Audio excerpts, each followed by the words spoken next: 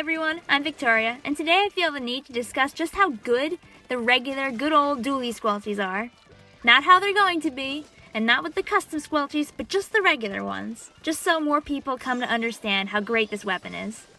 So, I was a dual Squelcher main back in Splatoon 1 for a long time. I love this gun. I was never the best at it, but it just made me feel at home. So let's start with the basics. The Dualie Squelchies are a long-range pair of dualie weapons that are different from the rest because of their unique roll mechanic.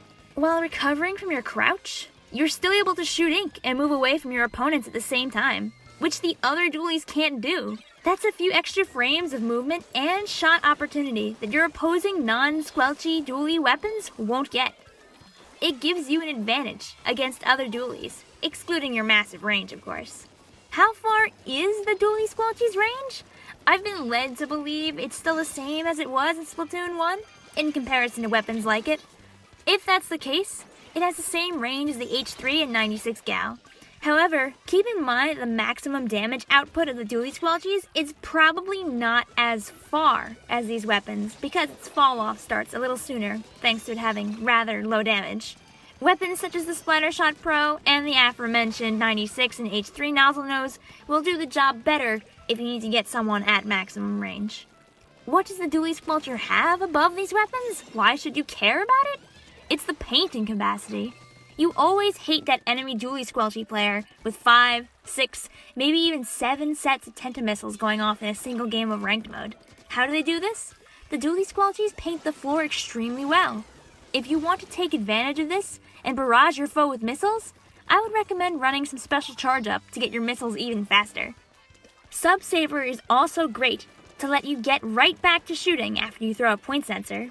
Want some of those point sensors to be even more effective? You should know that a pure of sub power-up will allow your point sensors to last 12 seconds long, as opposed to the normal 8.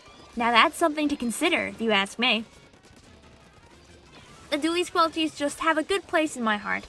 They're very strong, and today, they just keep going, honestly. Not too many players seem to use the Dualie Squelchies because it is difficult to use. Don't forget that the Dualie Squelchies has about a 4-hit shot kill, and with fall-off damage, it's likely that you may need more than that. Having 2 reticles, it takes a little bit of practice to be able to aim properly with them. Is there something you love to do with the Dualie Squelchies that makes it more effective? Do you have any favorite moments while playing with the weapon?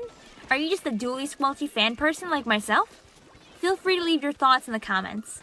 I'll always be sticking by the Dualie Squelchy side, personally.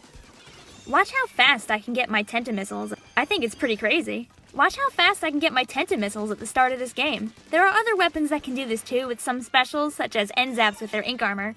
But there aren't too many missiles weapons that can get their missiles that fast. The only ones I can think of are probably the red N-Zap, which also has missiles, and also the mini Splatling. Those would be your main competition for quick missiles. If you're used to playing with regular dualies, it may be difficult to make the switch over to the Dualie Squelchies. The reason for this is that the rolls are much wider in comparison to the regular dualies. However, you do have 2 rolls, and excluding the Tetras that aren't out yet, every other dualie also has 2 rolls. You also can't ignore the nice color of the Dualie Squelchies. You have to admit, that red is really nice. Movement is also really important for the Dualie Squelchies. If you want to be able to dip, dive, and evade your opponents, I would strongly recommend using some run speed or some swim speed to outpace your opponents. Why swim speed? When you're playing a long-range weapon, you need to know when to fall back. If you try to always be in your opponent's faces, you'll face some trouble.